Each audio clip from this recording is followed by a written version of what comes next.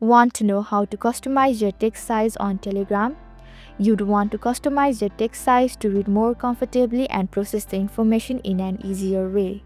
Hello everyone, I'm Jasmine from TML and today I'm going to walk you through the process of customizing your text size on Telegram. It's pretty simple and quick, so let's get started with the video. Firstly, click on the Telegram app on your screen.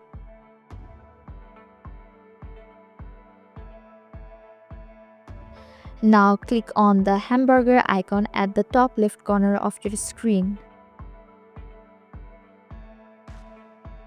Likewise, tap on the setting option. Now scroll down and tap on the chat settings. See the toggle bar under message text size.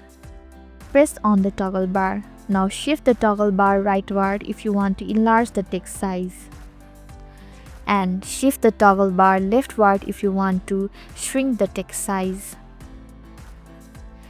Right below the toggle bar, you can see the demo of how your text will look after you customize it. Now you can customize your text according to your preference and choice. So this is how you can customize your text size on Telegram. Thank you for watching Take My Life. Hope this video was helpful. If it was, then hit the like button and comment down if you have any questions or feedback.